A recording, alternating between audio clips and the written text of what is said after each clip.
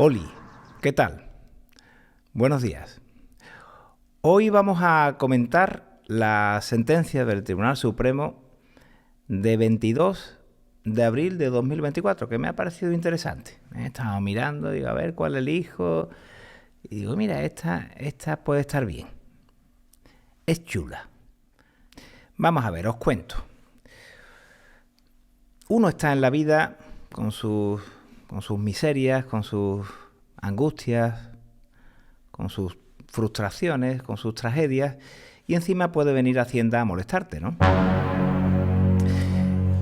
Puede venir Hacienda a molestarte, normalmente lo hace de dos formas, o bien en calidad de deudor principal, es decir, vengo a molestarte en calidad de deudor principal, que es el contribuyente, ¿no? Digamos, el titular del tributo, o bien en calidad de responsable, que cada vez es más habitual. Hacienda está tirando mucho, ¿no?, de la figura del responsable, el responsable tributario, que ya lo hemos definido muchas veces como una especie de avalista que tiene que pagar la deuda si no lo hace el deudor principal, ¿no? Es una garantía personal. O sea que tenemos el deudor principal y el responsable. A su vez, el responsable, como sabéis perfectamente, puede ser responsable subsidiario o responsable solidario. Responsable solidario es mucho más peligroso. La diferencia es cuando Hacienda puede exigirte el pago. En el responsable solidario, en cuanto termina el plazo de pago que tiene el deudor principal, ya Hacienda se puede dirigir contra el responsable solidario. En cuanto expira el plazo, se cumple el plazo, el periodo voluntario de pago, ¿no?, del deudor principal, pues ya puede exigirle el pago al responsable solidario, obviamente con el correspondiente procedimiento, que no es que le diga, Guillo, págame, no, hombre, tiene que haber un procedimiento, ¿no?, de derivación de responsabilidad. Mientras que el responsable subsidiario está mucho más protegido. El responsable subsidiario tiene lo que se llama beneficio de excusión. Eso significa que Hacienda solamente puede exigirle el pago una vez haya agotado todas las acciones de cobro, embargo incluido, todas las acciones de cobro contra el deudor principal y contra los responsables solidarios. Es decir, tiene que existir una declaración de fallido, una declaración de insolvencia del deudor principal y de los responsables solidarios. Pues bien, refrescados estos fundamentos básicos, analizamos la sentencia. El supuesto de hecho de la sentencia del Tribunal Supremo de 22 de abril de 2024 es el siguiente. Una sociedad no quiere pagar tanto IVA. Esto es mucho IVA. Tenemos que pagar menos IVA. ¿Y qué hace? Pues no se le ocurre otra cosa que pedir unas facturillas falsas, ¿no? a una sociedad o, no sé, a otros, a terceros, pues les pide unas facturas falsas, ¿no? Hay otros que se prestan a emitirles una factura falsa, así tienen más IVA soportado, más IVA deducible y pagan menos, ¿no? Muy bien, Hacienda descubre todo, descubre las facturas falsas.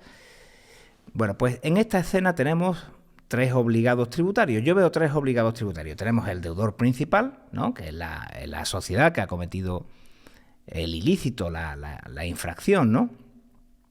Tenemos el deudor principal, que es la sociedad. Veo también un posible responsable solidario, que es el que ha emitido las facturas falsas. ¿Por qué? Hombre, porque ha participado activamente, ha colaborado de forma imprescindible en la comisión de esa infracción, ¿no? El que ha emitido la factura, hombre, se ha implicado, lo ha dado todo, ha emitido unas facturas falsas, y eso se califica como responsabilidad solidaria, La participación activa en la comisión de una infracción de otro te convierte en responsable solidario. Y podríamos ver también un responsable subsidiario, que es el administrador de la sociedad. En este caso era una señora administradora.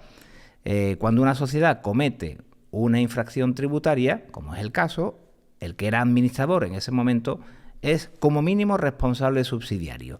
Puede ser también responsable solidario si se demuestra una participación activa en la comisión de la infracción, pero como aquí no se demuestra claramente, parece que estaba más bien empanada, no es que fuese la instigadora, ¿no?, de toda esta actuación, pues responsabilidad subsidiaria, queda en responsabilidad subsidiaria. O sea que tenemos un deudor principal, un posible responsable solidario y un posible responsable subsidiario. Bueno, pues Hacienda, después de fracasar en sus intentos de cobro contra el deudor principal, contra la sociedad, ¿qué hace? Deriva responsabilidad subsidiaria a la administradora. Y la administradora, fijaos qué interesante, se defiende de la siguiente forma. Dice, un momento, el artículo 41.5 de la Ley General Tributaria dice que antes de exigirle el pago a un responsable subsidiario tienes que agotar todas las acciones de cobro contra el deudor principal, que eso sí lo has hecho, y contra el responsable solidario. Y tú no has hecho nada con los que emitieron las facturas falsas. Antes de venir a por mí, tienes que derivarle la responsabilidad solidaria a los que emitieron las facturas falsas e intentar todo para cobrarles, hasta la declaración de fallido. Tú no puedes venir a por mí si no has ido antes por los responsables solidarios. Y Hacienda responde, no. Tú no has entendido bien el artículo 41.5 con la cara esa de boniato que se te está poniendo. El artículo 41.5 no significa eso. El artículo 41.5 significa que, por supuesto, hay que agotar todas las acciones de cobro contra el deudor principal y si hay declarada una responsabilidad solidaria y se ha calculado la deuda y se ha derivado la responsabilidad contra un responsable solidario, entonces también hay que agotar las acciones de cobro contra el responsable solidario antes de exigírsela al responsable subsidiario. Pero a mí no me obliga, antes de dirigirme a un responsable contra un responsable subsidiario, no me obliga a declarar la responsabilidad de los responsables solidarios. No estoy obligado. Si lo he hecho, entonces sí. Si he derivado la responsabilidad solidaria contra alguien, entonces sí estoy obligado a intentar cobrarle antes a él. Pero no estoy obligado a declarar la responsabilidad. Entonces esta es la cuestión. Es decir, ¿cómo debemos entender el artículo 41.5 de la Ley General Tributaria?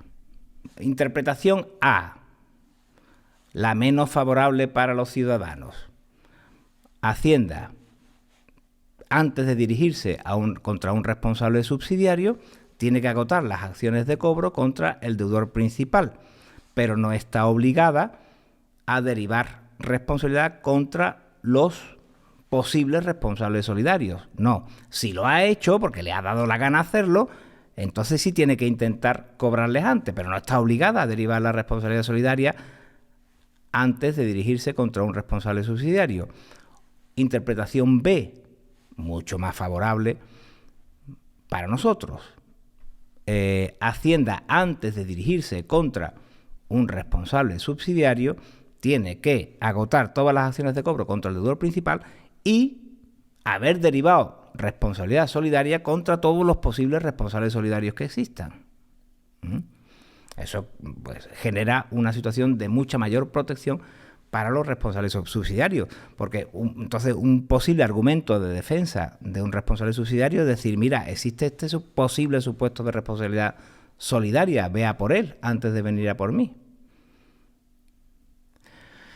Pues bien, el tema pues fue pasando de instancias, de fases, primero la vía administrativa, la vía contencioso administrativa y ha llegado al Tribunal Supremo. Sentencia de 22 de abril de 2024. Ha llegado al Supremo.